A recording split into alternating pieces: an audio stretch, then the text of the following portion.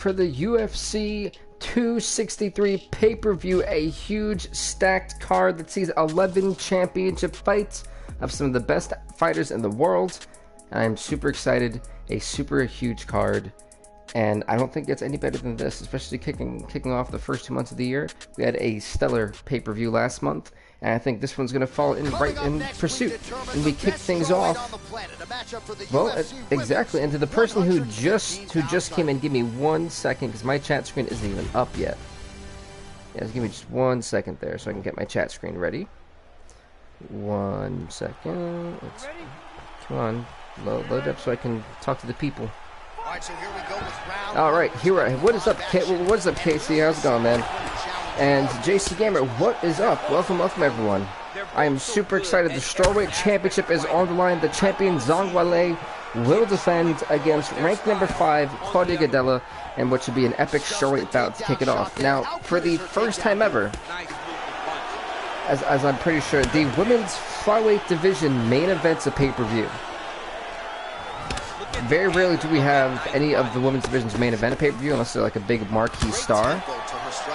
So to see Mila Wineland, who's going to be taking on Joanne Calderwood with Wineland versus Calderwood 3 as the main event of the pay-per-view, I can't think of any better way to cap off the show. What is Zhang's record? Zhang's record is 5-1. Her only loss coming by split decision in the Strawweight Championship tournament to Angela Hill, the original champion, when we kicked off the series.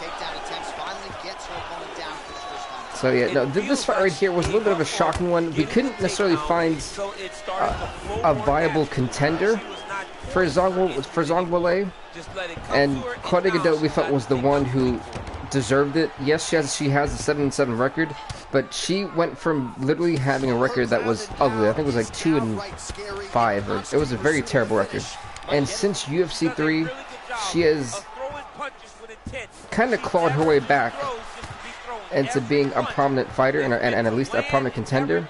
So we thought, due to all the hard work, she should get the shot, and that's why she is having this shot here tonight. We'll also see the welterweight champion of the world, Conor McGregor, in action. I mean, hey, Ngannou, Henderson, St. Pierre, Santos, Moin, Kano, Sterling, Johnson, Rousey, Wineland, and Zhang all in action. Top level fighters are on this card. This nice guillotine attempt. Look at this, Zhang Weili looking to choke the life out of Claudia Gadelha, and this could be it. Oh, we're getting a finish here. This is Claudia's first title fight. Yes, this is Claudia's first title fight, and I think this is her first title fight in over 2.5 years. So it's been quite a long time, truthfully. Look at this, the OSP, oh, it's actually called the Von Flute, but look at this, Claudia Gadelha with a stunning upset, potentially. She's out, the new strawweight champion. Claudia Gadelha shocks the world with an upset title, with an upset victory. She beats Zhang Weili via Von Flute choke submission.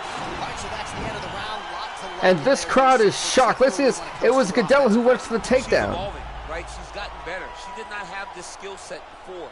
Now you watch her and she looks like an Olympian. She looks like a girl that can wrestle at the highest levels. She scored so many takedowns in that round. Her wrestling coach must be very proud. Wow. You know what? Anything can happen on any given day, and a shocking performance. Oh wow, no, I didn't want to skip that. Oh, come on, game. I wanted to skip the highlights. Well, we skipped her being crowned the new champ. That sucks. Can we view the last replay? What is viewing the last replay? What does that do? No, it doesn't do anything. Alright, no, so I guess we can't do that. But no, I mean, congrats to Claudia Gadelha, seriously. I didn't really think she was going to win this fight just because of how impressive Zhang Weili's been. And lo and behold, we have a new strawweight champion. And you know, that kind of sets the tone for the rest of the night, potentially. One champion has already been dethroned. So who's next? You know? And now for Leonardo Santos, Santos comes in at a 4-0 record. Kevin Lee, the former lightweight champ, comes in at a 10-6 record. So both these guys come in on huge waves of momentum. This is going to be interesting. I'm shocked at what we just seen. And it's funny because I'm actually going to update the records as we kind of go along here tonight, and update the standings and rankings.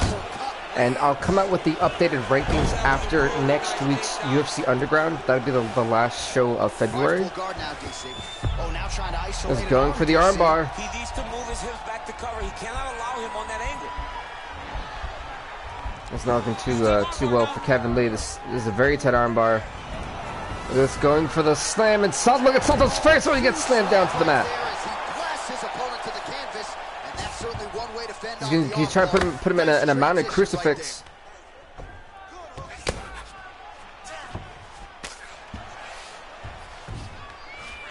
This is not going well for Leonardo Santos. All of a sudden, it's like the whole fight just kind of changed hands, or changed tides, I should say. But no, to see what we just saw was awesome. North-south position here. We'll see if the crowd can be mature about this, DC. It's good to go for a number when they are dry. His opponent squirming like a fish out of water now. I can see that. This could very well be the beginning of the end. You're obviously probably right on that instinct or instant. Yeah, no, that sounds about right too. Because you have a better grip and a lot of the good stuff. But truthfully, going for an armbar feels just a very not so tough thing to do, but getting the right position to where you can secure your opponent's arm without them kind of pulling it back. I think that's the hardest part. Is being able to fake out your opponent and just overall and with submission moves. Wrestling itself is hard, especially on the mat. The good thing about an armbar is you can go for an armbar virtually anywhere. On your back, when you're on top of your opponent, there's a lot of things you can do. It's one of the most effective tools, I think, in anyone's ground game. Unless you're Khabib, who knows like every submission known to man. Working off of his back here. Looks like he may try to hip escape. Side control now, DC. A lot of options at his disposal from here. There are a lot of options here for Leonardo Santos. This has been a good mat wrestling game so far. We're seeing a lot of jiu-jitsu. But not great body language here. All right, working inside the closed guard now. This is no safe place against this opponent. This has been a really epic round. And if you are a wrestling fan, you're loving this. You're seeing two beautiful technicians go at it. And it's funny because he just got the armbar at the end of that round.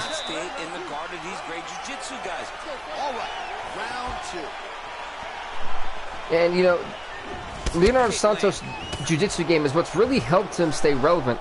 So far, Lee had good ground defense. That is true, but at the same time, Lee already has been susceptible to one armbar. And to me, it looks like the champion, in my opinion, has the 10-9 advantage in round number 1. Some nasty knees to the face. I know you got the, not even knees, nasty shots to the face, sorry. Again, look, another takedown. It's funny because as the fight's going on, I'm looking back and forth, making sure I see everything, also updating the records. Try again, and this guy is the poster boy for that saying, because he shot many takedown attempts, and he finally has secured one. Yeah, that's true. I absolutely agree with that at DC. He's just trying to move out of this position off the bottom. Yeah, but right now it does look like, even though Santos got the takedown, you've seen how it turned against him. So if Kevin Lee can kind of stay dominant on the ground, he can win this round and make it a full 19-19 split going into round 3. What's up, Gareth? Viper, how's it going, man? Welcome to the show, welcome to the stream. Hopefully you enjoyed the UFC 263 pay-per-view. 11 championship fights, well, now 10, because one's already passed, but 10 championship fights. Look at this arm triangle. He does have the headlock triangle. Oh, that is pretty well. Yeah. There's one thing for a guy like Leonardo Santos. He's gotta have positional awareness here. He cannot allow Kevin Lee to move to the complete side like he just did. He needs to figure a way to not make sure Kevin Lee clasps down. If he puts a little bit more pressure on there like he is right now, Santos could be fading. We have a new lightweight champ, Kevin Lee. Kevin Lee forces Leonardo Santos to tap out, and that is 2 new champions so far to kick off the show. Yeah, that is high level. How many subs do you have? I think I have 700 plus, 780 plus, I believe. At Gareth? I'm not quite sure. And then when it was there, he certainly capitalized to get the tap here tonight. All right, let's take a look back at the replay as he gets it done by submission tonight, champ. He does a great job of staying patient. I mean, this has got to be shocking. 2 new champions to kick off the night. Ladies and gentlemen, referee Dan Berkeley has called a stop to this contest at 3 minutes, 25 seconds of round number 2. Declaring the winner by tap. Truthfully, wow, like, gosh darn it, guys. There's all new champions changing. Lightweight champion. I almost said undisputed. Town Phenom. I have 10 subs. Hey, honestly, man, just keep grinding. That's the one thing I can tell you. Just keep grinding and just keep going. Even if you got 10, just keep going. Honestly, I remember when I had that, and I just love doing this stuff. It's fun.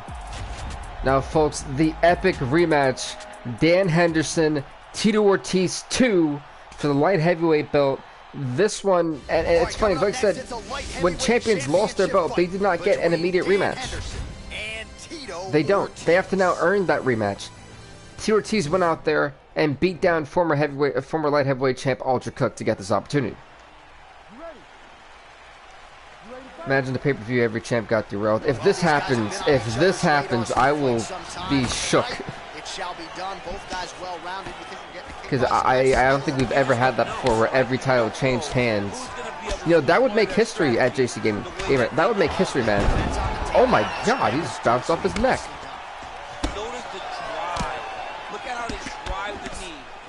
But no, truthfully, we could potentially be on, you know, the cusp of a very historic pay-per-view, a record-setting pay-per-view.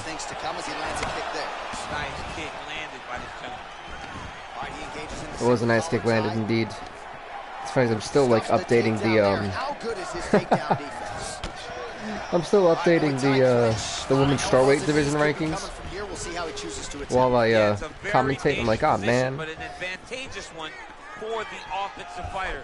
Watch for the defensive guy to try to break this immediately. Well, you know, you gotta remember, Tito Ortiz has made a living on ground and pound. He's made a career out of knocking people out on the ground as well as on stand-up, but you don't want to go to the ground with the guy. Dan Henderson, on the other hand, Dan Henderson, I've always felt, is a very well-versed fighter. He can finish you from almost anywhere, no matter what his submission, ground game, Muay Thai, not Muay Thai, stand-up, boxing, kickboxing, you name it, he's got it all. Dan Henderson is truly, in my opinion, like at least a 4-tool player. So, when Dan Henderson at his age beat Tito Ortiz, Both know exactly what they need to do. for the light heavyweight title, I was shocked. I don't think anyone expected that. Look at this, Dan Henderson has got Tito Ortiz rocked. Oh, he dropped him. The uppercut may have done it. Ortiz is trying to get back to his feet, but he's been rocked. Dan Henderson could be closing in on a finish. You see, there's one thing that Dan Henderson has done really well, and it's timing when to back away from Tito Ortiz's heavy hands, because when he does, he immediately follows up. It's counter fighting. I'm going to block you, I'm going to move away from you, keep myself in a distance from you to where you can't hit me anymore, but I'm going to rock you once the second you're open. And that's the one thing. When you swing, you leave yourself vulnerable. Even if you have your hand protecting, you still got to move forward. So you leave your bottom jaw still open for a shot. And that's exactly what Dan Henderson has been taking advantage of in terms of Tito's offense. He's been counter-fighting him. Tito looks a lot bigger than Henderson. Oh, absolutely he is. That was a beautiful hook. It landed perfectly. That Ortiz did the smart thing and go to the ground. Wanted to save himself for a little bit. Because right now, the game plan for Tito Ortiz has not been going too well. Position for him here, full mount. If you're the bottom fighter, better start moving those hips, DC. Oh, you got to start moving those hips. Yeah, absolutely. But this is now Tito's domain. Unfortunately, Tito does not have enough time to really do some work. But that round definitely goes to Dan Henderson. I'm going to say 10-8. I feel like Dan Henderson definitely outdid Tito Ortiz by a lot in round number 1. Oh, I think he messed up the nose. That nose looks to be broken a little bit.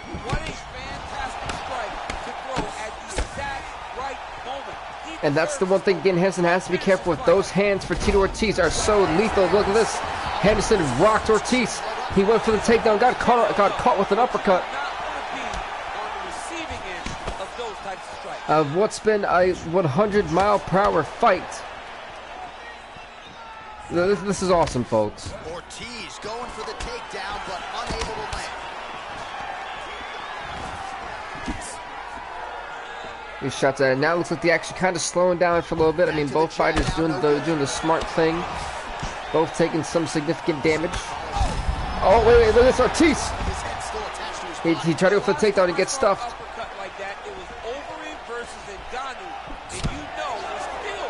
Yeah, you honestly could be right there at Just a Gamer in terms of like my scoring, but it just looked even with the clinch. 3 minutes to go. And even with some good clinch work and a takedown, you also got to factor in how defensively how better Dan Henderson was in round number 1. So that's oh my goodness, Dan Henderson, still the UFC light heavyweight champion. He knocks out Tito Ortiz in round number 2. And that's all she wrote, folks. Boom, and it was in the clinch. But this was really a striking clinic from the moment they touched it. I mean, a competitive fight that one guy finally. Tito Ortiz is still. Well, sorry, Dan Henderson is still the UFC light heavyweight champion. And history will not be made tonight. Ladies and gentlemen, referee Herb Dean is going to stop this contest at 2 minutes, 21 seconds of round number 2. Here, the winner by knockout. Still UFC of the world. Tito Ortiz now 17-6. Dan Henderson, who's still the champ, is a whopping 9-3. The man keeps on winning. Can anyone stop Dan Henderson? That was pretty cool. That was an awesome light heavyweight fight. But next up, it'll be in the women's bantamweight division. I can't imagine Dan Henderson gets beat in a while. His boxing and takedown defense is too good. You know, that's true. But like I said, with having the pay-per-views once a month, I feel like the longevity of the title reign gets shortened. You know, and I feel like we've seen that quite a bit. Rousey versus Alcantara. And this is actually an interesting. Ronda Rousey returned to the UFC back in January. Sorry, back in December. She won the fight there. Then she was able to fight the current champion at the time, which I believe was Holly Holm, and beat Holly Holm for the UFC bantamweight title. And now she's here trying to defend the belt.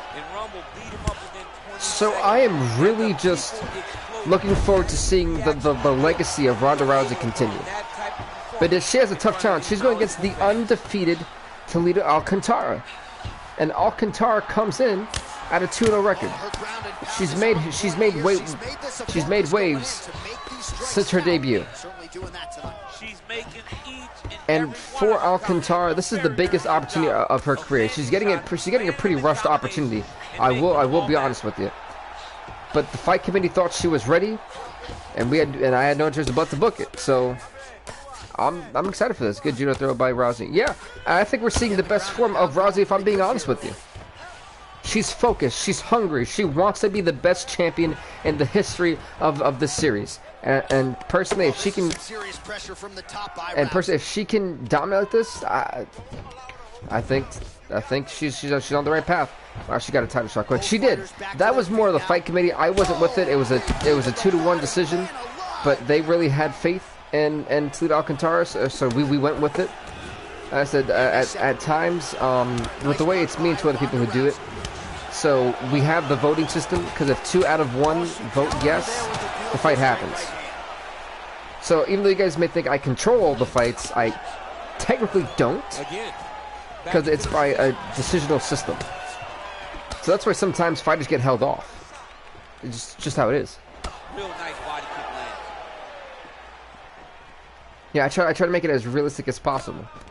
All right, so once again, the fighters engage in the clinch. The nice knees. Look at that. You see Ronda Rousey with those knees. Alcantara getting beaten up so far. To dictate and control this exact position. Who is going to take advantage of it? So again, Yeah, I agree. Who? Yeah, that's one thing. You know, that hunger is not really there anymore. I feel like a lot of fighters sometimes get complacent with just being in the UFC and then eventually trying to chase it, and when they do in real life, I feel like it's too late.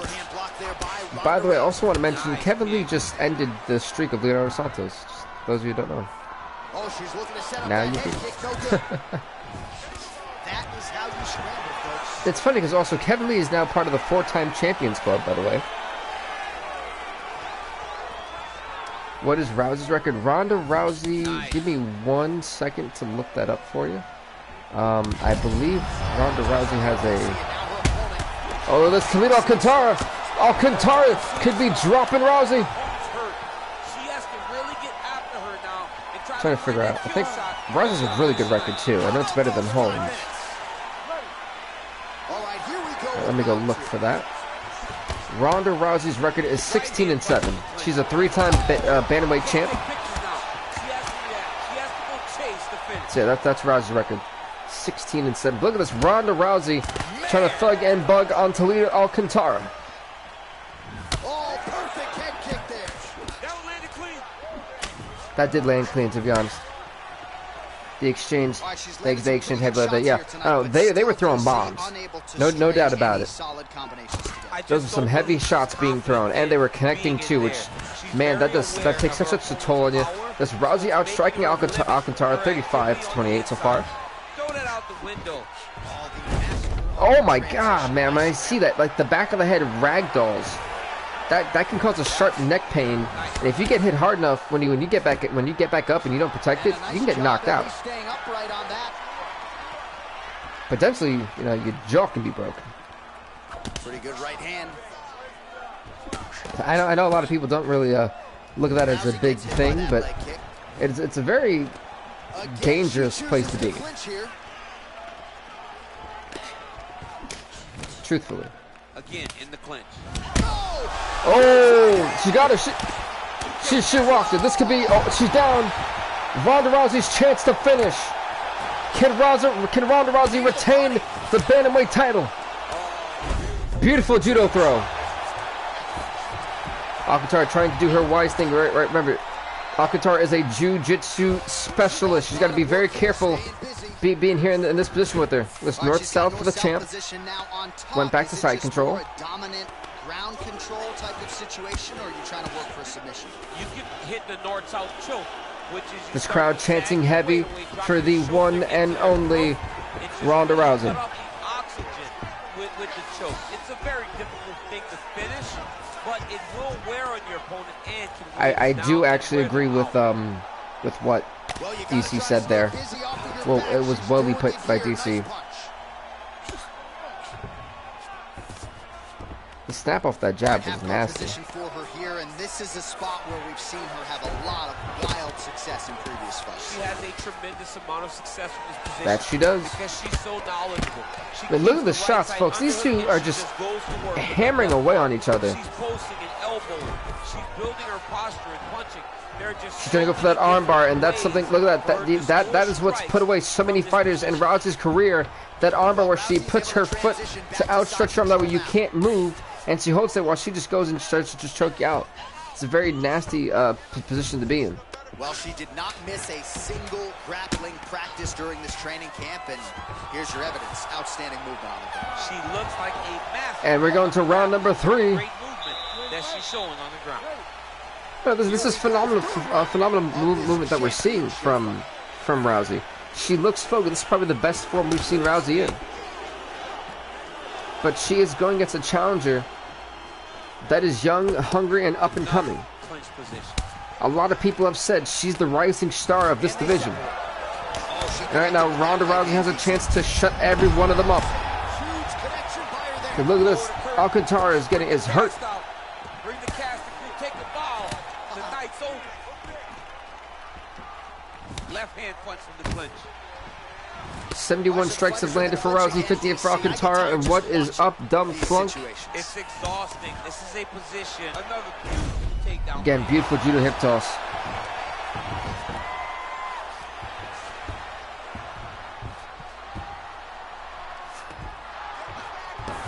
Rousey does have the back. Well, she was long on grappling experience coming into the UFC, and you see her chops here. Just beautiful when it comes to the transition. So this is a war of attrition, this battle between these two gladiators. Well, Rousey's trying to lock up on a submission now. I believe it's going to be transitioned to an armbar. Yeah, it looks. Yeah, I believe it is an armbar. There it is. This is a there you go. Oh, this is a nasty armbar. Oh, it's. Oh no, it's done. It's over. She's wrenching on it. She is wrenching on it. Oh, and Alcantara. I don't know if she tapped that or the referee stopped it, but Ronda Rousey is still the women's bantamweight champion. Ronda Rousey proving, or she's the baddest one in the yard. Why, this is her division.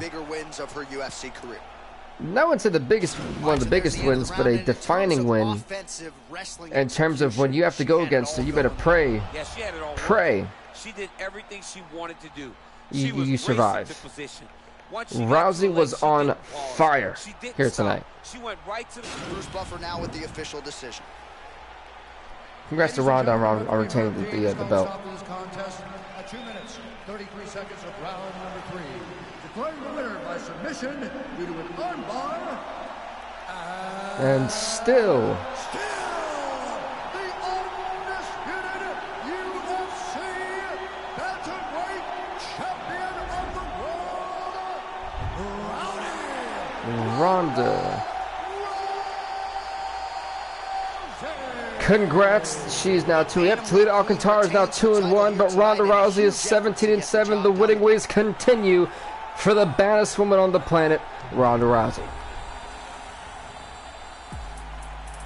And what is up to 8th person? Next up, we got the men's flyweight division on stand, and it's funny because it feels like the revolving door with this division. And truthfully, next month we may not have a challenger for this division. So Demetrius Johnson could be looking at a night off, because if he beats Moreno, we essentially don't have anyone else in the division from the fight. Because King went through the division until Demetrius Johnson. And so those guys are still suffering losses. And for Johnson, why am I going to fight guys that have already lost to the previous champion that I beat? So Brandon Moreno is the last stand for the flyweight. But Brandon Moreno is the last stand for the flyweight division before it becomes a month or two till we actually have that title defended again. I mean, look at how long Alex King was the king of the flyweights for basically a whole year in UFC 3, and basically a few months here. So the kid, and that's why he moved up to bantamweight, because he beat everybody basically. And he even had a victory over Demetrius Johnson at one point. So King was like, all right, I lost him, we're 1-1, congratulations. And now Alex King next month has a shot at the bantamweight championship. You know, so it's, the flyweight division definitely needs some help. And maybe Demetrius Johnson is that guy to bring stability to this division. Truth, I'm not sure. Look at that, he got, what the heck was that? That glitch, though. That is what everyone should be talking about, that glitch. Oh, man. Look at this guillotine, though.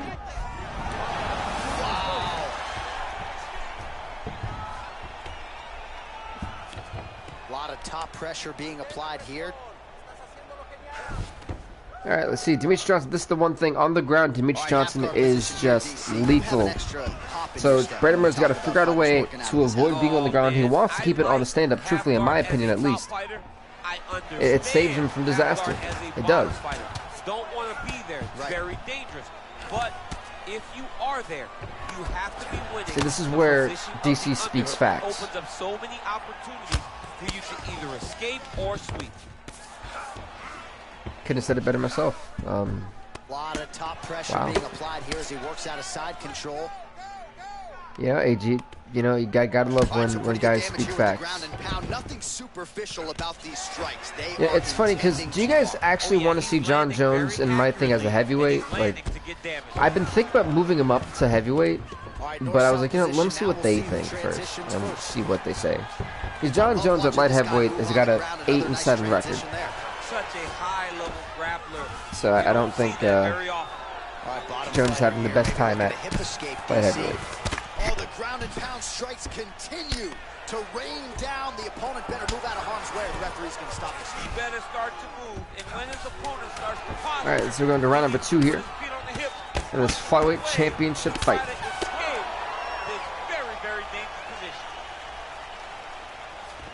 Are they going to move? What's happening? Submission attempt in the previous round, and this man is nothing. There you go.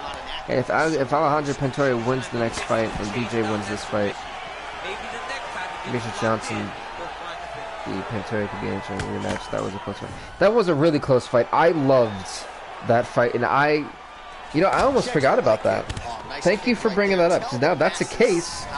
That's a case next month for Pantoja. It doesn't feel good to get kicked out. I think that's to be the next fight for the fight division. Not the first fight in March for the fight division should be Pantoja getting a shot, not a shot, but a fight. And if he wins, he should get the number one contendership again, because that fight was amazing. And I'd love to see a rematch between those two. Thank you for bringing that up, man. Yeah, you know, I'm also thinking like John Jones has been struggling, and I think he's on a 3 or 4 fight losing streak at light heavyweight. He lost to Uzdemir. He lost to Hall. He lost to Chuck Liddell. I think he lost to someone else. So it's just not looking good for him. Oh, stuffs the takedown without issue. And it's rumored to see that we might have a Vince St. Preux back in action soon. We're still talking, trying to get that fight booked. But March could be the time where we see OSP back in action. Oh yeah, no. If Demetrius Johnson loses this fight, he's gonna have to fight someone.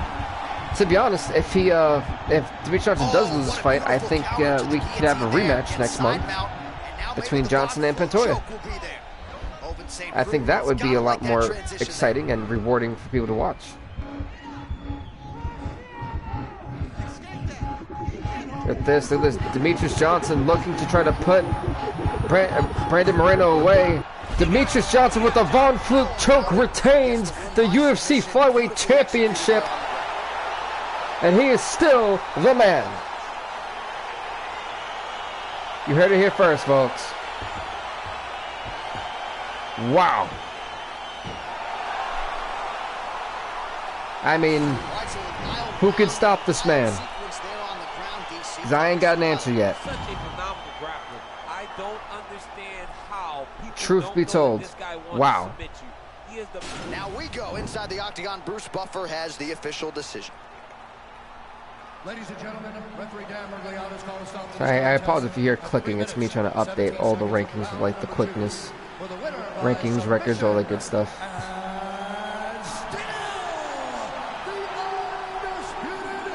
UFC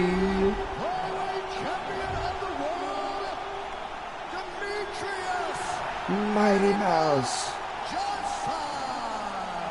Hey, congrats to Demetrius Mighty Mouse Johnson on winning this fight, going 13-7, and just doing what he does. I mean, truthfully, this was a dominant performance. He puts Brandon Moreno at 6-5, and he just keeps on rolling on, really. But next, folks, it'll be in the middleweight division. The middleweight champion. Wow, we've had two Von Flue chokes. Yeah, the Von Flue chokes. I mean, that seems to be the key to victories, and I think that's what fighters need to do. Take note, the Von Flue chokes. Or if you don't know what that means, then look at the OSP choke. Then it's the same thing, or like a modified variation of it, truthfully, but still the same thing. Yeah, it's winning people titles. It's winning people, or at least helping people defend their titles. Especially go for it. Let's see, my Gatorade drink for today is grape. I think I was using the same flavor last episode, or last stream when I did this. It's funny because today is like my massive recording day. So literally the reason why I was late, because I was going to stream this at 2 on the dot, was because I was pre-recording SmackDown vs. Raw 2008 for next week. For next week's episode. Then right after this stream is over, I'm going to record the bonus fight for next week in UFC 3 Undisputed.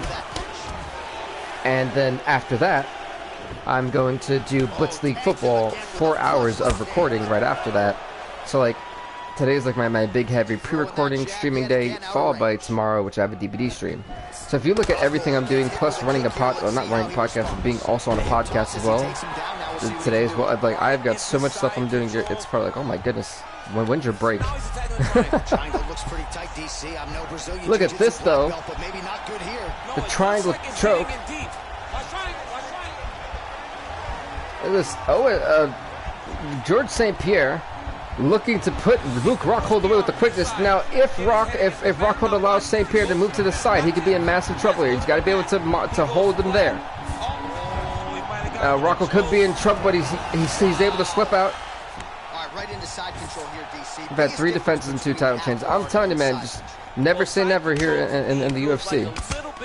Epic stuff. Because now my legs aren't really doing anything anymore. Now I'm controlling you with my it's so interesting to see how, like, since we were doing the actual matchmaking and having the booking committee, how random fighters I don't think would ever be champions, like Dan Henderson, who didn't have a good record, all of a sudden did pretty well once he got the opportunity. Guys like Leonardo Santos had the opportunity. A lot of fighters are getting opportunities that I feel that they wouldn't have had in UFC 3 or 2, and I'm really grateful that it seems to be the fights are also getting better as well. We've come a long way since UFC 2's universe mode, truthfully. Back to the days of guys like Mark Coleman, just beating people up in the ground and pound. This guy is a throwback fighter. He's very fun to watch. Yeah, the Godfather would be proud.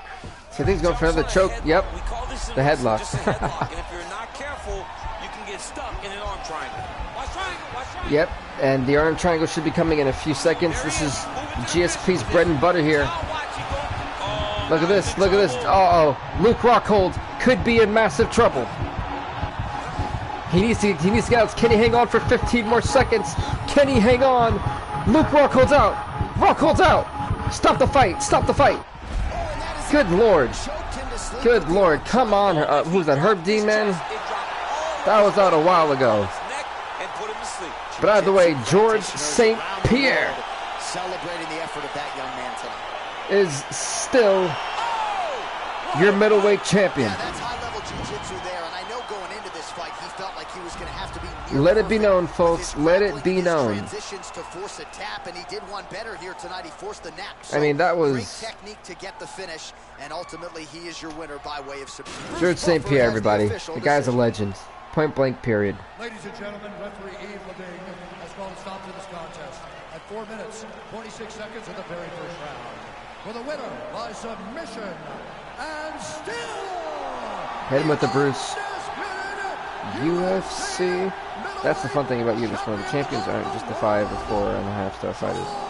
Yeah, and that's what makes it cool.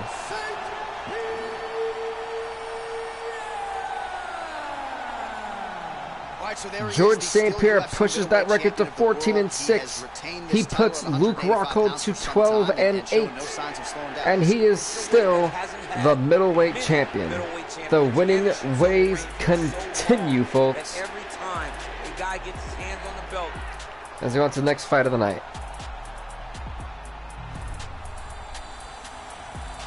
which will be in the men's bantamweight division. The champion Aljamain Sterling takes on a guy who, in my opinion, man, he has worked so hard to get back up into relevancy and just he kept fighting and winning. He's on like a 4-fight win streak. Ladies and gentlemen, the ranked number 4, Thomas Almeida. He's 6-4. He's getting the title shot here tonight against Aljamain Funkmaster Sterling. Remember, we only have 2 fighters, by the way, who are in the 20+ wins category: Conor McGregor and Aljamain Sterling. So for Sterling, he was able to accomplish his 20th victory last month when he won the title again. So let's see if Sterling now can defend it against a hungry challenger such as Thomas Almeida. And that calf kick or thigh kick, actually it was more of a thigh kick, looked to do a lot of damage. You've seen how Almeida was already stumbling, so maybe Sterling has luckily found the weak point or advantage point in Almeida's game already. That could be, we could be on the rise to see a little bit of a quick fight. That he does. It's such a fast leg kick. It's funny because, you know, I feel like a lot of fighters sometimes benefit in the rankings when they don't fight and watch other challenges like go down. It's really funny when that happens. And then they don't have to really work the rep, they have to be patient. But beautiful takedown from Aljamain Sterling. Who did he win the title against? He won it against Marlon Moraes. Or Moraes. Back at UFC 262. You know, truthfully, the UFC series has become one of my more favorite series to do. Because it's fun, it's unpredictable, and it's one of the more just really cool things to watch. So I'm really happy and glad that you guys like it too. Which is why we have a full-on stream episode and a bonus fight. Which, as long as you guys keep liking that, I'll keep doing the bonus fights. If it ever, you know, kind of gets boring for you guys, let me know and we'll stop, and that'll be that. But that beautiful spinning roundhouse kick that absolutely decked Almeida in the jaw. Sterling trying to impose his will here. That great counter wrestling. Yeah, that's the one thing I will say. Even in real life, Aljamain Sterling, believe it or not, is one of my favorite fighters. If not, probably my favorite fighter. And I've been a big fan of his since about 2016. He's super fun to watch inside the octagon, and so, you know, I'm excited that one of my guys is off doing pretty well. It's funny because what the booking committee and I do is if we have a favorite fighter, we don't book their fight. We don't, like, the opinion goes to the other two. So whenever Aljamain Sterling fights, I don't actually book his fights. So that's all the fight committee. All right, so a nice job there defensively to raise the guard and prevent any damage. Those hands never leave where they're supposed to be, and if you do that, most times you will block the shot. Sterling's far. I mean, this has been a very even fight. I think Sterling's gotten a little bit better. I'd say 10-9 for Sterling so far. Pretty good. Oh, sorry about that. Excuse me. Ooh. Pretty good round number 1. And round number 2 of this men's bantamweight championship fight. Looks like he clipped him with a left-hand counter there. Okay, so I think I've actually caught up with everything, records and all that stuff. I'm caught up. Yeah. It feels like it's been forever. Because what I try to do now is just kind of update everything in real time as the show goes. That way I'm not sitting here for like 3 hours, you know, just updating records and rankings. That equal strikes away at 36 apiece. That's impressive. That when he extends his combinations, he's still safe, but he's also going to be able to land. He's got to be finding that confidence in his mind. That I'm like listening to DC, and a lot of times when DC talks, I think he's one of the better color commentators that there are in the UFC games. Oh my goodness, that could be it. That could literally be it. So Almeida is up, but he got rocked. And could this be the catalyst?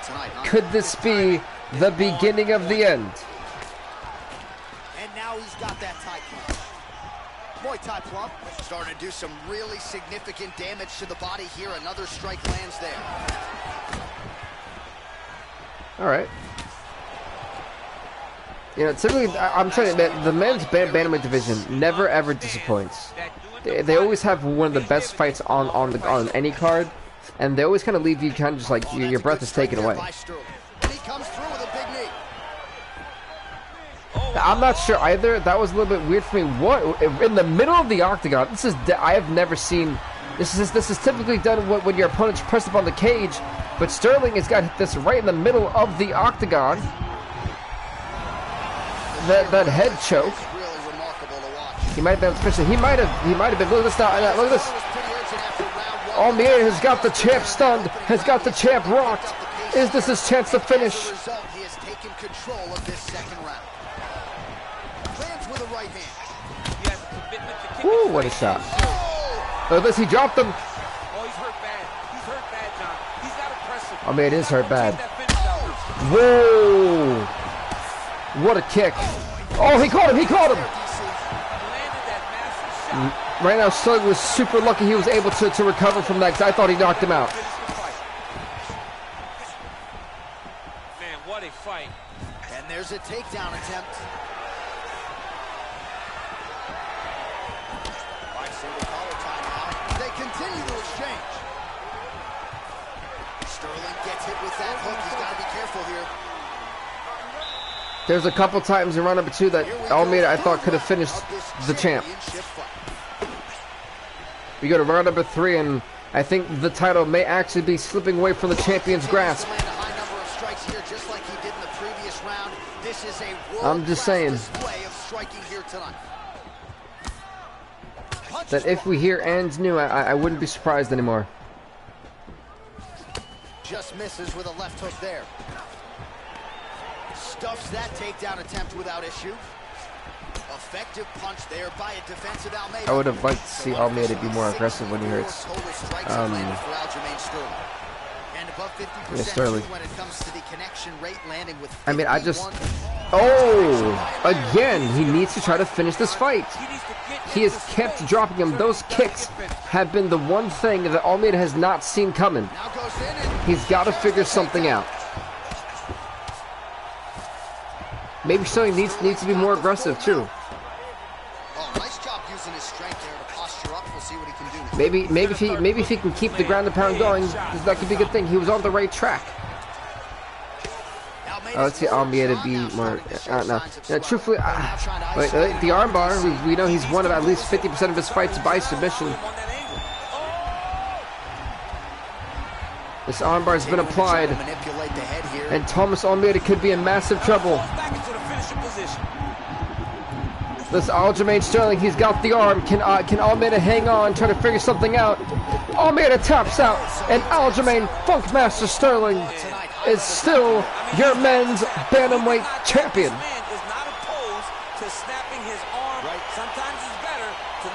It was weird that he has hesitant to throw ground and pound. But it doesn't matter. The plan worked, and Aljamain Funkmaster Sterling is still your main man, the king of the mountain, in the UFC bantamweight division. I almost completely forgot what I was going to say. Aljamain Sterling, the 4-time champ, is 21-5. What a record. Thomas Almeida, 6-5 now. That gets you lost. Oh, we sent it inside the octagon. Bruce Buffer has the official decision. It's just how the chips fall sometimes. Ladies and gentlemen, referee Dan Leonardo calls a stop to this contest at 2 minutes, 38 seconds of the third round, declaring the winner by tap out due to an armbar. Still the UFC champion of the world. Let him know, Bruce.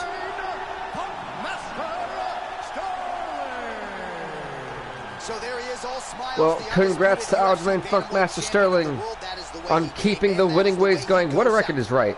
What a record is right, man. And Aljo is one of the best champs in this universe mode. Honestly, he's up there. He's up there along with Conor. And who else? There's like a third person that has a really great championship reign. Am I looking at any of them right now? He's up there with Conor and Alex King. And Alex King is killing it. He's my top 4 champions, I think, ever. Tito Ortiz, Conor McGregor at 2. Sterling at 3, and King at 4. Like, I don't have a pound for pound, you know, like, champions list. I feel like I should probably make that. Now that I think about it, I probably should make that. Yeah, I think I'm gonna do that now. There you go, round number 1, folks, in the welterweight division. Conor McGregor defends the welterweight title against Omaree Akhmedov. And this fight is up. Here we go. So it's funny how we're seeing back-to-back 20-fight win members go at it. Conor McGregor is the second man in history to have 20 wins. A lot of people are trying to chase that as well.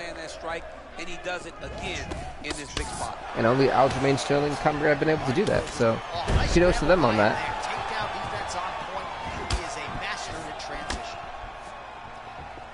I wouldn't say all that, actually. I truthfully wouldn't say all that.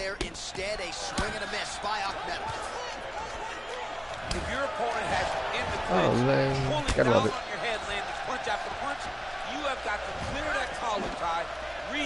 Oh, yeah, if Omaree Akhmedov wins this fight, I think that'll be the biggest upset in arguably the history of us doing this series. And we've had some crazy fights.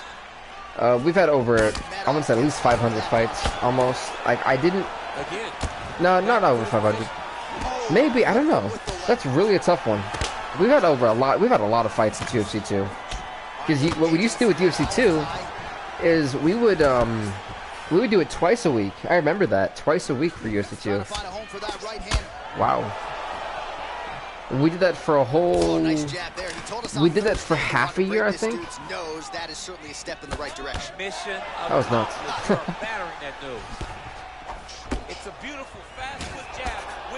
Yeah, I remember when we really used to have fights like non-stop, it felt like. Most, if not all, of these shots are getting blocked. They're getting blocked because he's fighting one of the best defensive fighters in the UFC. Said the welterweight champ. Oh wow, my voice is breaking already. My goodness, the welter. Oh! Conor McGregor can be trying to put this fight away.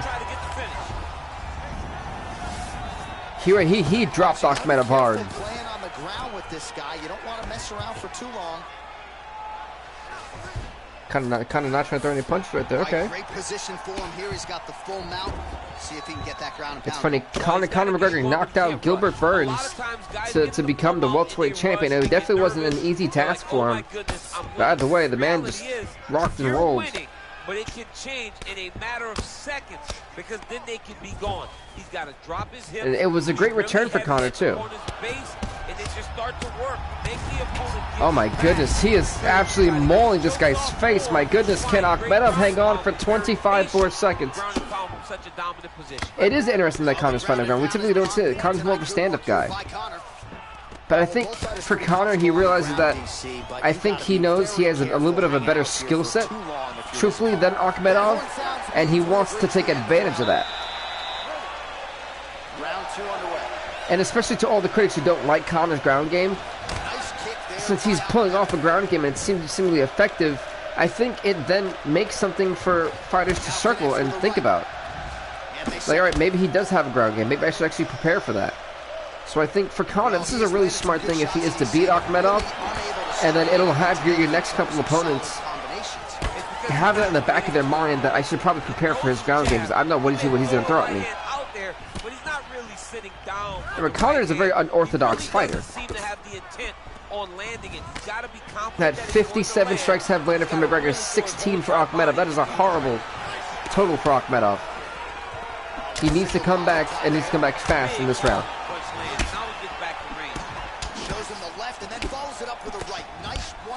It's funny because Omaree Akhmedov also, imagine if Conor gets to get submission. I feel like Conor has at least one submission victory to his name. Oh! Akhmedov dropped McGregor.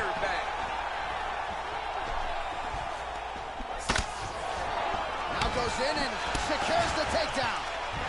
Hey, that one appeared to stun him. Hey, listen, Akhmedov now hurt. He's hurt bad. So fighter a little bit stunned. That's a perfect scramble right there. Beautiful leg kicks. I think McGregor is starting to use the Dustin Poirier tactic, kick the legs. Well, a really good second round for him thus far after after a somewhat lackluster first round, he has found the rhythm and found his striking range. Scary proposition for the opponent now here in round 2. Well done by these fighters, man. Oh, he rocked him again. This could be McGregor's chance. A big, massive hook that really has put his opponent on skates. Wow, great striking from Conor. Yeah, this is probably the best striking performance we've seen from Conor. Let's see if he can get a respite here. You know, ranked number 5, Omaree Magamet, who comes out at 4-3. You know, when we offered this fight to him, I think this was a little bit of a realization that I should take the opportunity now before maybe I don't get one in the future. Oh, and he got tagged by that combination. His coach said on Thursday to us, it is looking very clean. Yeah, it is, definitely. It has to be volume, and his student has certainly followed up on that. So much volume, but accuracy. Of this fighter. It's been a great just brawl between the two. Both guys really throwing with authority. Great awareness by Conor throughout this fight, man. I mean, Conor McGregor is a fantastic striker, and once again, that skill. Big defense on the takedown and scrambles to whoa! Oh! Collar tie. That is how you scramble, folks. And this has been a really solid 2 rounds. Oh, maybe that's it. Maybe that's it. No, Omaree Magamet, man, he is, oh, well, he's tough as nails. 2 rounds in the books. All right, here we go with this 3rd round. You know, that's the one thing I really liked from Magamet, and I think the judges are going to score that a little bit in his favor in terms of, even though he's been taking a beating, Magamet has consistently gone forward. He's consistently landing strikes. Oh, well, maybe not anymore. Maybe not, yeah, maybe not anymore. Well, you see all the grappling repetition. It's over. It's over. Conor McGregor is still the UFC welterweight champion, the king of the welterweights, as he retains his belt by knocking off Omaree Magamet. Just the way he drew it up, exactly what he told us during and Conor feeling as confident as ever. I mean, talk about decimation. It's exactly what we see. You know who I've realized who's had a fall from grace in this series? Conor just went out there and did what he, yeah, he definitely did. Tyron Woodley has had a fall from grace in this. He was like 9-5 or something, and I was 9-9. I was just looking at his record. I'm like, ugh, it's terrible.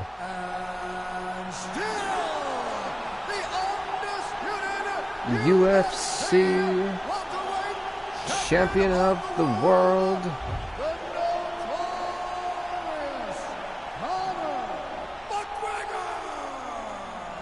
Hey, Conor McGregor, man, just is now 22-5. 22-5 for Conor McGregor. He understands that he is the best fighter in the world. Wow. At 170 pounds, and Omaree Magamet, by the way, gets put to 4-4 as we're going to the next fight of the night. Alright, the next fight is going to be in the featherweight division. Moin Kano versus Magamet Sharopov. Tyron has had a fall from grace in real life. And it is, yeah, poor Tyron. I was hoping maybe he'd be able to bounce back, but he's just, I don't think he's no longer the chosen one. Moin Kano, Magamet Sharopov. This fight is up next in the featherweight division, which has gone a little bit of a renaissance, truthfully. I mean, there's been a lot of changes in the featherweight division, and when Kano in this series, I don't remember him being in UFC 3, has kind of came into his own, and the reason why I say is, you look at his record, just in this series alone, he's 8-1. The kid was an undefeated beast. Flew through everyone in the featherweight tournament, flew through almost everyone in the division at one point when he was defending the belt, lost the belt, then beat Max Holloway, and then beat Brian Ortega, the guy he lost to in the first place. So he's only got one loss, that was to Brian Ortega, who he mauled for the title. But he's also going against somebody who is as versatile and as lethal of a fighter as any, and that's Zabit Magamet Sharopov. So, what was that? If Zabit comes out prepared, he could definitely win this fight. You know, absolutely. I think that's kind of a saying for anyone, but Zabit is a different animal. You know?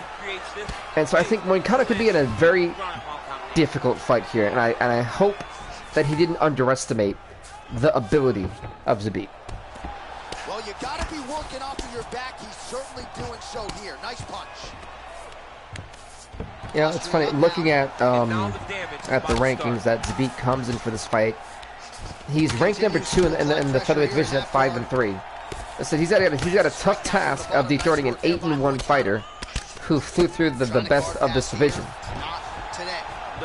One of those guys being Brian Ortega, Max Holloway, Charles Rosa, you name it. Very balanced and a very talented fighter too. But let's not take anything away from the champ. The champ has tapped, broken arms, head chokes, guillotines, triangles, you know it. This man is a lethal force, and people need to realize that he will tap you out and choke you out if he gets on the ground. We're seeing jiu-jitsu, Muay Thai, it's just wrestling. These two, it's gonna be a clinic. Definitely, this fight is. And a lot of people were shocked at its placement. And we all blew it. Great heel hook. Wow, what a beautiful heel hook. You don't. Very flashy, very unorthodox, very smooth, very clean. And literally, it had Kano guessing. I don't even think that strike actually hit him. It may have hit the hand or the arm, but nothing too crazy. And no, we are not, as with that Kano able to avoid disaster. Hey, what's up, Wale? Welcome, welcome. Actually, as Max Holloway could start doing better in this league. He just got a huge buff in the game, especially on his cardio. Which is, I'm glad he has, because Max Holloway has blown his last, like, 3 fights. One to Kano, one to Zabit, one to Brian Ortega. And all those fights he was winning originally, and then just got sloppy and lost. There's a song there, right? Know when to hold him, know when to fold him. Yep, absolutely. That's good to hear, Warren. I'm glad you're doing good, man. Go, round number 2 of the featherweight championship fight. I said UFC 263 headlined Wineland versus Calderwood 3. The iconic fight happens again. And Joanne Calderwood, by the way, in that main event, got her opportunity by knocking out the undefeated Erica Fisher in about the first round. I think it was maybe a minute into the fight. It was a head kick, and just absolutely sent her just down to the mat, and it did enough for people to recognize her as the number one contender. 51 total strikes have landed for Renato. So that's why I feel like if Mila Wineland wasn't as big of a superstar as she was, I don't think she would have main evented. But that last victory against Valentina Shevchenko, where she knocked her out in about 3 minutes in the first round, was insane, and it had everybody talking. And that's why she's earned that main event spot. So has Joanne Calderwood. And going back to this fight, you know, Moin Kano, man, I think this has been a great stylistic fight. Oh, beautiful guillotine. I think we've only seen one person actually tap out from this place. Wait a minute. What's going on here? Wait, Zabit applying the Von Flute. Remember, 2 people have successfully won or retained the champ. Well, either gained, captured, or retained to the title. Can Zabit be the 3rd? The Von Flute choke. The Von Flute choke. And Renato Moicano passed out, and Zabit Magamet Sharopov is the new UFC featherweight champion. I think Mila Wineland is more of a jiu-jitsu fighter, if I'm not mistaken. Or Muay Thai, something like that. Let's take a look back at the replay as he gets it done by submission tonight, champ. He was able to but wow. Truthfully, wow. Zabit Magamet Sharopov, the new UFC featherweight champ. Pretty impressive, you gotta admit. Well done. Well done. We sent it inside the octagon to Bruce Buffer for the official decision. Yeah, that was an epic fight. Seriously, an epic fight. Stop to this contest at 2 minutes, 42 seconds of round number 2. For the winner by submission and new undisputed UFC featherweight champion of the world, Zabit Magamet Sharopov. Congrats to Zabit Magamet Sharopov on winning his first ever UFC title at the expense of Renato Moicano And what was an amazing outing, an amazing fight. Well done. Absolutely well done by the young man. Congratulations. I mean, that was great. Shifting pretty good. Pretty good. We actually are doing a podcast tonight. The Urban Wrestling Network. Mate, what is up, motivated Conor McGregor? What's up, man? He's absolutely. I wouldn't say he's absolutely garbage. I wouldn't say that much. He looks a relatively really good fighter. All right, in the heavyweight division collision, Francis Ngannou. Okay, in the first round. Yeah, maybe you will. You never know. All right, coming up next, a matchup probably good. The baddest man on the planet, the UFC heavyweight title. The heavyweight bout, Ngannou versus Thomas. I believe this is the second time these guys have ever fought, and both times it was for the title. Ken Thomas, a former heavyweight champ, you know. Round one is upon us between two. I'm really looking forward to seeing what these guys bring. Ngannou's reign has been up and down, truthfully. But I feel like he's finally gotten it together, and he's finally kind of pieced everything together. Made Francis will KO round number one. Hey, you know, he KO'd Curtis Blades round number one, so you may be right. Truthfully, you may be right. I mean, actually, didn't Francis tap him out? I think Francis tapped him out. I don't think he knocked him out. I believe he tapped him out. Now, going back to the jab just out of range. I think this was more or less a rematch that had to happen for fans who've been here for a while. The first fight between these two was an epic showdown. I believe Ngannou got the better of Thomas in that one. But, you know, Ken Thomas since UFC 3... Actually, no. Ken Thomas since UFC 2 has been trying to get his hands back on the World Heavyweight Championship. So this is his chance here tonight. Oh, he postured up there, gained some valuable separation. And now, the ground and pound. Hey, Connor, you do great in UFC. Oh, yeah, he does. Back to the feet now. I'll knock France out in the first one. Good luck with that. It's funny, because all I'm doing today is either pre-recording or recording or podcasting. I'm like, goodness gracious.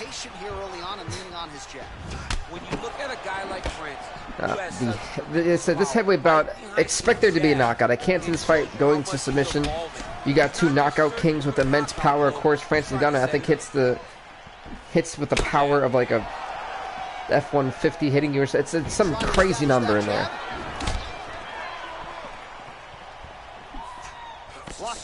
Some good fighting so far. It's fun. Like I said, I'm actually updating everything as we go along, updating the ranking system, the records, all the good stuff. No, there's danger in that too, because when you start reaching down to catch that kick, here comes the high kick. So we've had like what, 3 or 4 title changes tonight? Ooh, big shot, man. It's been a crazy amount. That's a big hook. Hey, what's happened to the stream? Big jab. What do you mean? Seems fine to me. Just out of range with that right hand. Oh, nice jab by him there, and I guess on the other side, hard to get your offense going when there's something wrong with the stream, guys? Keeps getting snapped back like a Pez dispenser. Every time he tries to go forward and use his own offense, the jab is stopping him in his tracks. He's doing a great job of fighting behind him. What happened to the stream, guys? So I don't see anything on my end. 10 seconds now to go in the round. The only reason I lost to Dustin was stance, mate. I didn't check the kicks, everything else. I was dominant. You actually, you know, it's funny. Connor was actually doing a really good job until that point, which then I'm guessing for the next fight, assuming there is the next fight. I believe Dustin Poirier said that he wants one. Oh, yeah, okay. I was like, huh? I wonder what happened. I thought I was doing pretty good. We've actually had that happen before. I was like, oh no, not again. Couldn't want that. But yeah, this week, folks, we still have Dead by Daylight that I'll be doing tomorrow. Then on Thursday we'll be doing WWE SmackDown vs. Raw 08, the ECW premiere. That'll be out. And then on Saturday, the UFC 3 Undisputed bonus fight series. We'll be doing a fight there. That'll be uploaded. And on Sunday, Blitz Football League Week 2 comes back. It seems to be kind of a success. We're fighting again in May or June. You know, hey, I think, again, that's a big money fight. That's definitely a big money fight. There's no tell on that leg kick. Yet again, they will clinch here. But yeah, so this one's gonna be pretty epic for us. He's landed some good shots tonight, but there's no three-piece. There's no. Who's the worst fighter in UFC, in my opinion? He's not even getting a combination. I mean, if you're gonna sit there that's at tough the drive-thru, order a combination, take the soda with your food, give him the right hand. The worst fighter in UFC. Honestly, behind the right hand, jab, right hand, hook. That's 2 pieces of chicken and a biscuit. That is a tough one. You know, I hate saying this, but it would have to be Darren Elkins. Like, I love Darren Elkins, I do. But the guy can't win a fight to save his life. Punch coming, it's blocked. So love him, he's great. I just can't win a fight. Look at this, Ngannou's rocked. The punch that lands down the middle, the one that you don't feel, is the ones that land perfect, and that one landed perfect. Oh, trying to turn off that head kick missed. Roundhouse kick, but just misses. So he's really starting to put together some significant body shots. Whoa, that uppercut may have knocked him out into oblivion. We can look at a new heavyweight champ. There's a new heavyweight champion of the world. Kenneth Thomas reclaims the throne that he's been chasing for over a year. He is the new heavyweight champion. What a knockout. You got to protect the fighter, and I thought he did a good job of doing just that. A lot of people don't realize Kenneth Thomas, a bare knuckle fighter, an underground pit fighter, truthfully, back in England. And he could take the best punches from anybody. We just saw his, look like he got caught with an uppercut. Kenneth Thomas, once again, the heavyweight champ, the king of kings himself, everybody. Wow. The official decision is inside the octagon. Here is what a fight. Ladies and gentlemen, referee Dan Bergliana has called a stop to this contest. Ngannou, by the way, is 15-6. Kenneth Thomas, 14-5.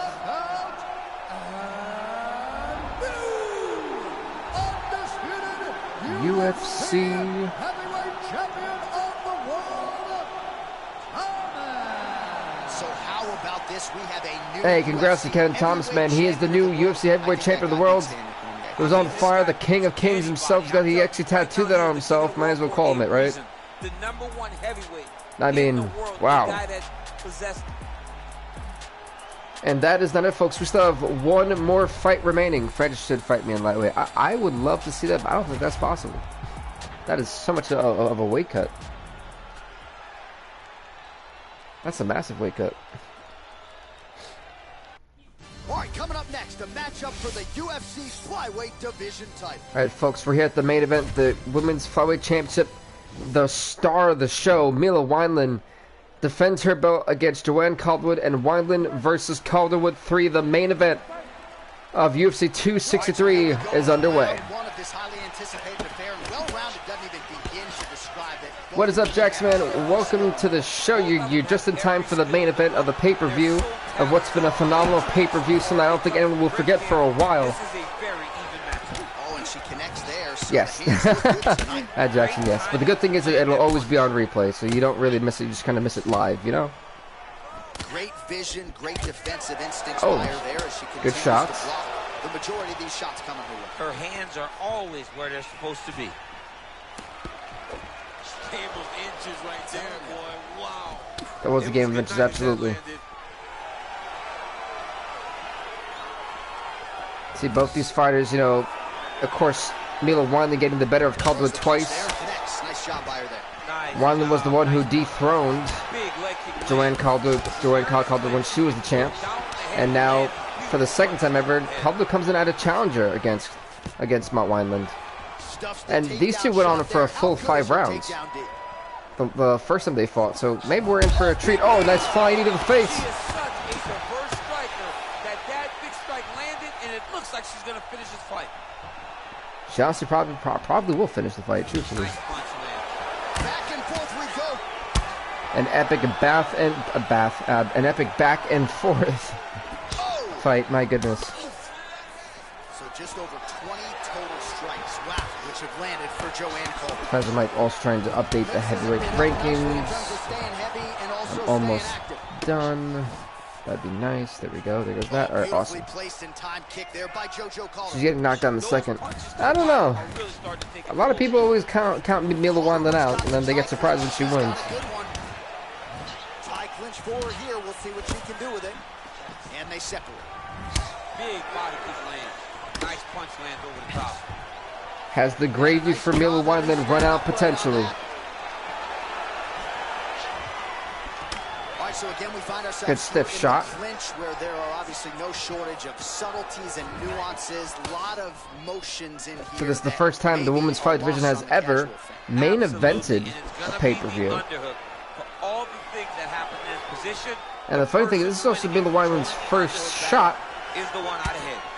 at the main event as well. So this is just history making, folks. History making indeed. She got the heel hook, heel hook. Right into a heel hook attempt, and now her opponent is in a world of trouble. Yeah, why don't they do women versus men fights? This fight would be interesting. You know, I don't know.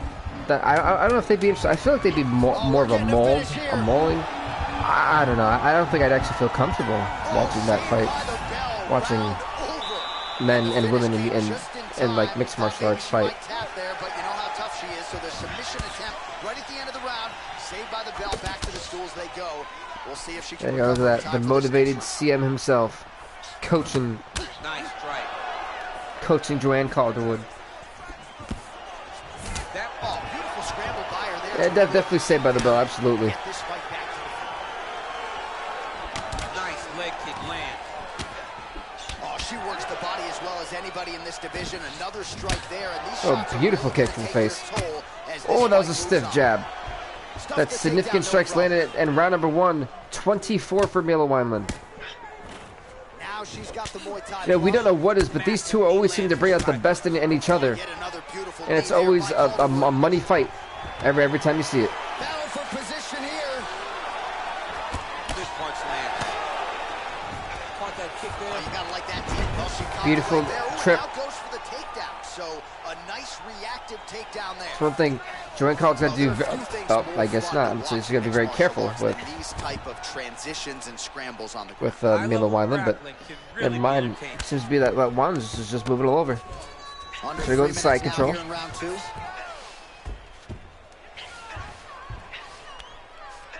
Wineland's looking for that arm triangle now. Yeah, that is an arm triangle being applied. This could be very, very lethal and dangerous for Joanne Calderwood to be in. Her hopes here, trying to win the title, could be over. So you got to try to make sure she doesn't let Wineland completely grass down like she is. If she flattens her body out a little bit more. Oh, she moved to the side, even worse. Getting the torque on that. And Wineland. Calderwood's out. Oh my goodness. Wrestling is definitely superior.